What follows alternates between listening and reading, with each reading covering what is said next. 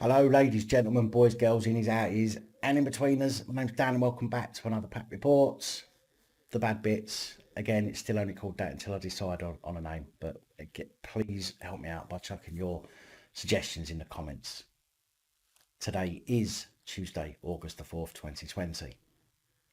West Mercia Police Constable 53-year-old Michael Derbyshire appeared at Worcester Crown Court yesterday over allegations of 5 counts of sexual assault and 1 count of rape.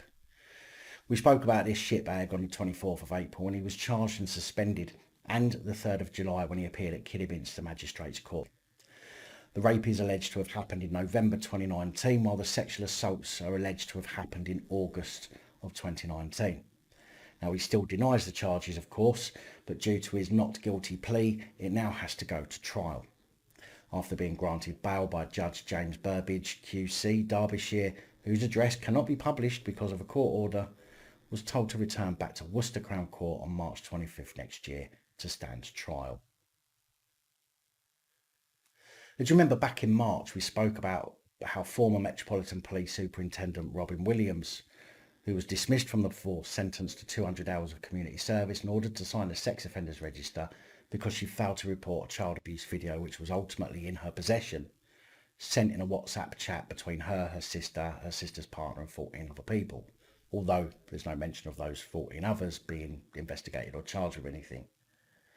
Well, Williams was ruled by the Metropolitan Police Assistant Commissioner Helen Ball to have committed gross misconduct, and pointed to Williams' lack of truthfulness and judgment, and that her failure to report the matter could have caused significant further harm to the child.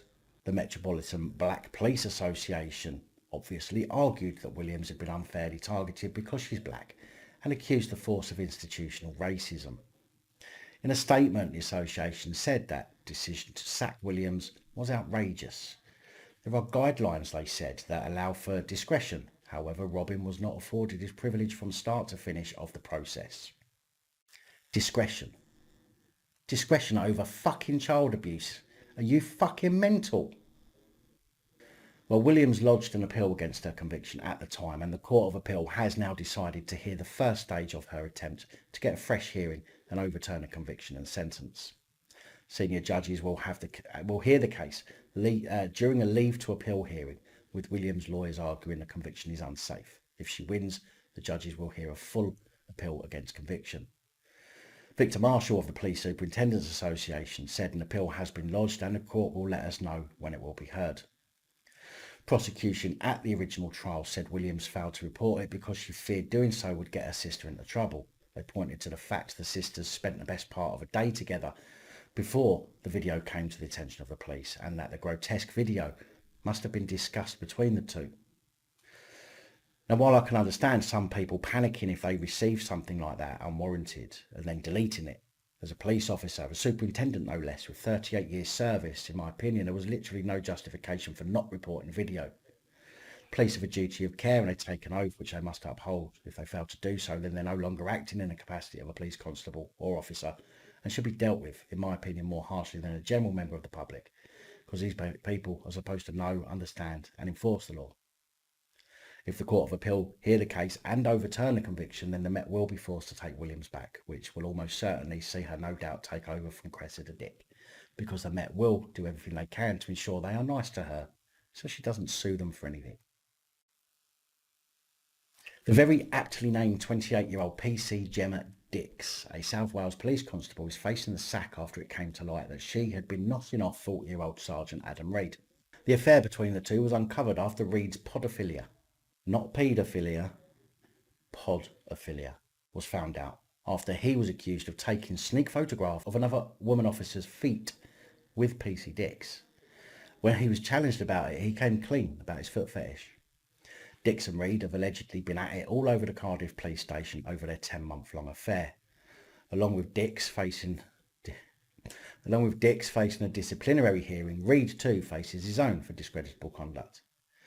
Dicks' hearing will be held next week, with the charge sheet reading. It is alleged that PC Gemma Dicks has breached the standards of professional behaviour relating to duties and responsibilities and discreditable conduct, and such breaches amount to gross misconduct. It is alleged that on various dates between November 2017 and August 2018, PC Dicks gave PC Adam Reid head in various locations at Cardiff Central Station. Reid, who has already left the force, is also accused of 3 charges of discreditable conduct, including when another woman officer was due to take a statement from PC Dicks in his office. The charge sheet for him said whilst this officer was sitting in his office addressing that matter, he used his mobile telephone to take a number of photographs of her feet. He did so covertly and without her consent. He has since disclosed that he did so because he has a foot fetish.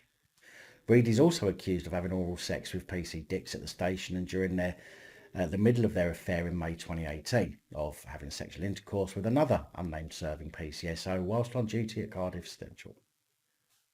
Wow, it's almost as if they're all at it. I think I need to join the police. Although, to be fair, if I only saw PC Dicks in her first picture, I'd probably let her nosh me off too.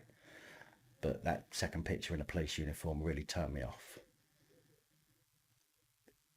74-year-old Neil Harris, a Birmingham dance and gymnastics teacher, although I'm not quite sure how this fat cunt could be either, was jailed for a second time in June for being a fat, dirty paedophile bastard.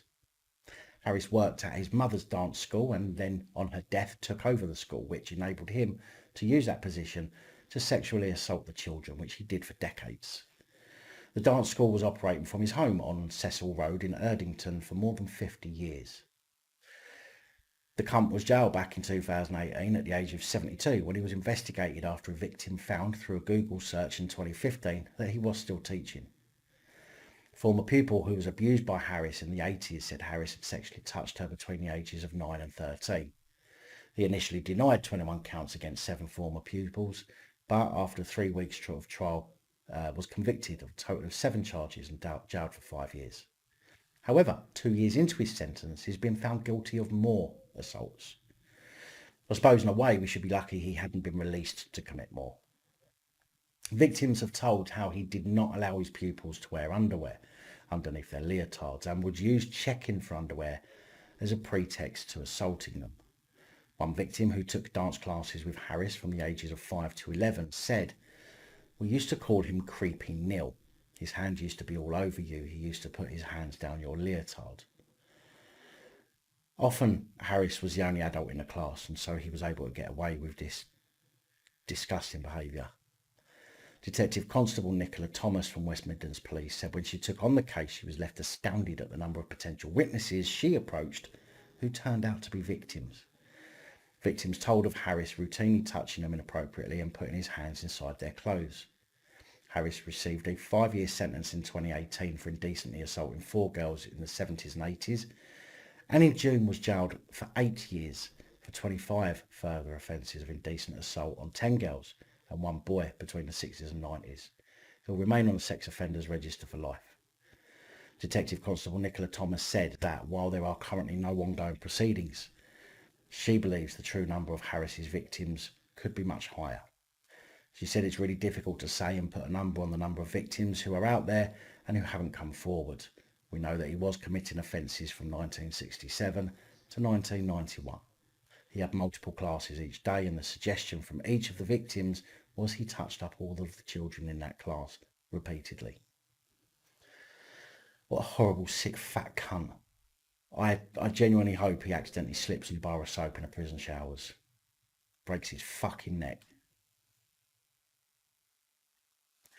A big thank you to all the supporters of the channel, especially channel Patreon supporters, of course. As always, your support really does help. And thankfully, that's all I have for you in today's Too Much for YouTube. Please like, share, comment and subscribe. Let me know your thoughts, as know many of you will. And until next time, please stay safe, look after each other, film the police and other officials. Good night, all. Thank you for taking the time to watch this video. If you like the content and you'd like to help support the channel, you can do so. In the description of every video there are some links to ways that you're able to help support the channel so I can continue putting out content. If you're unable to help us in that way, hit that subscribe button up the top there. If you haven't already, become a subscriber. That is support enough. Share the videos, comment, like, it all helps. If you're looking for something else to watch, up top there is my latest video. Down the bottom there is a video that YouTube recommends for you.